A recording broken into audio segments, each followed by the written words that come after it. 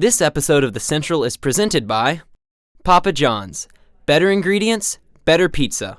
Order online at papajohns.com and use code MCJNN for a great deal. Hello Jaguars, I'm Miller Widemire. And I'm Wes Fowler. And this is JNN's The Central.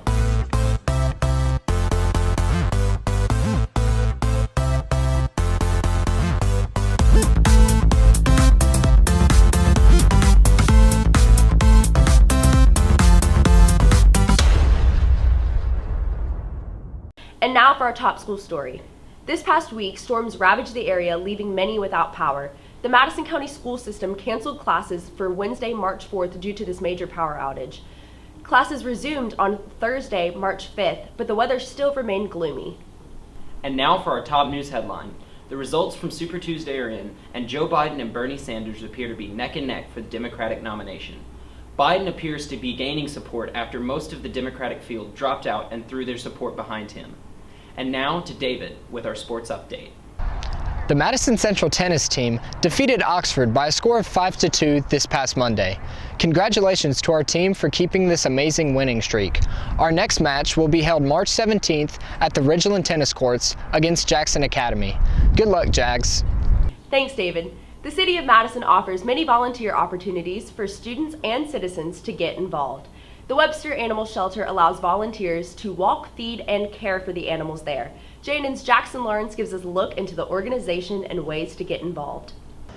Animal shelters like Webster and Kara are crucial for keeping stray animals safe and taken care of, but running one can be a difficult task.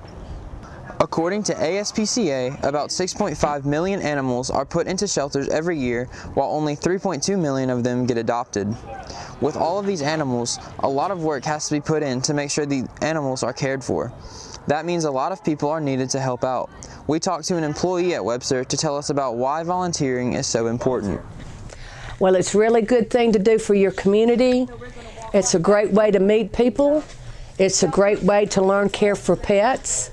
And you're just doing a good deed, and it's the right thing to do. Many of the people who volunteer at animal shelters like Webster are high school students. We talked to Rob Embry, a former volunteer, about his experience. Volunteer at Webster is super fun because you can just go play with dogs, and the people there are so nice and they're welcoming and they just let you go have fun. I think people should volunteer at Webster because it just makes it so much easier on the workers, like you working out the dogs and getting them to play and just being able to just work with the dogs, and it makes it a lot easier on the workers. As we can see, animal shelters require lots of work to function, and they need volunteers to help. Contact Webster or Kara if you are interested in volunteering. This has been Jackson Lawrence with JNN. Thanks, Jackson. Madison Central offers a variety of clubs to its students. One of the most involved is the Cooking Club, which introduces students to the world of the culinary arts. JNN's Ella Bursi showed us her day in the Cooking Club. Madison Central offers many extracurriculars in the form of sports, service organizations, and other interest clubs. One club that is particularly popular and useful is the Cooking Club. Cooking Club is sponsored by Mr. Edwards, Mr. Stanford, and Mrs. Barger. Members meet and cook a dish with 10 students about once a month. The club is for both recreation and practice, as it helps students prepare for living on their own by teaching them how to work in a kitchen and make several different dishes. The whole purpose was just really to afford students the opportunity, if they wanted to, be able to get in the kitchen and make something from start to finish, following specific recipes. I think another purpose of it would be maybe just kind of exposing them to different kind of cuisines, maybe things that here in the South are staples of kind of Southern cooking. And then we also do a good bit of international foods and things when we cook like that, so that they can get some exposure to different types of cuisines too. This year, club members have gone to enjoy dishes such as butter chicken and seafood gumbo, desserts like carrot souffle and red velvet whoopie pies, and even special drinks like iced coffee. Club meetings consist of creating a dish, eating it with the sponsors and other students, and cleaning up. I think it's a very helpful skill to learn. Even if you're just learning the basics in Cooking Club, you're learning safety and basic prep. I mean, we've taught people how to cook rice and stuff for when you go to college. So it's really just about learning some basic skills, and that's really going to be helpful when we go to college. It's really fun to get to know more people and just sit down and have a good meal with them, really just bond with people you might not get to know or see throughout the school at another time. Overall, it's clear that Cooking Club is a great after-school activity, whether you're in it to learn how to cook or just have fun. Students who want to join Cooking Club should speak to one of the club's sponsors to pay the $15 fee and join the club's Remind. Those already in the club should watch the Remind each month to find out when the next meeting will be. This has been Ella Bursi with JNN. Thanks, Ella. This past month, MC hosted the Multicultural Fair for the first time. The event incorporated dance, art, and music from all over Mississippi and all over the world. Here's JNN's Isabella Ragazzi with more on the customs highlighted. Once a year at a high school in Madison, the Multicultural Fair is held for the enrichment of elementary and middle school age children. This year, the Multicultural Fair was held in the auditorium of Madison Central.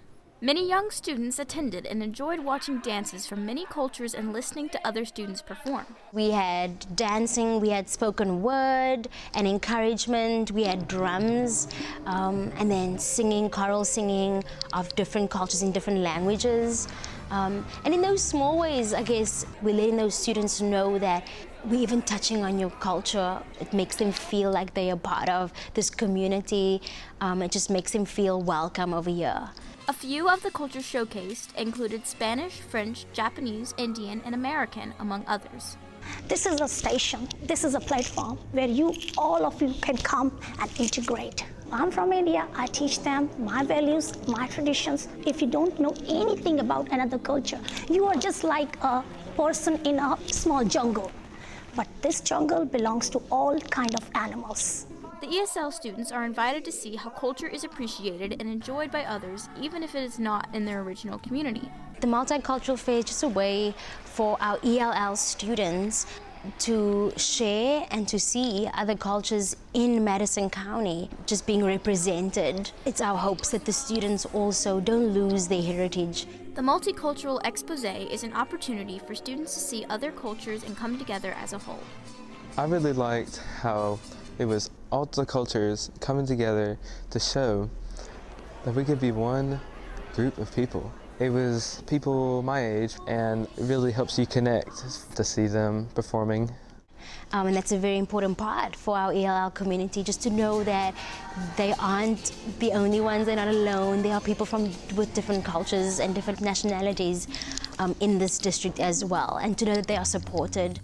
Overall, this extravaganza is compelling and enriching to all those who attend. So be on the lookout for next year's venue, and who knows, you might just learn something new. This has been Isabella Ragazzi with JNN. Thanks, Isabella. Well, that's all for this time, Jags. Be sure to check online for daily announcements at mcjags.com on the JNN page. I'm Miller Widemire. And I'm Wes Fowler. And this has been JNN's The Central.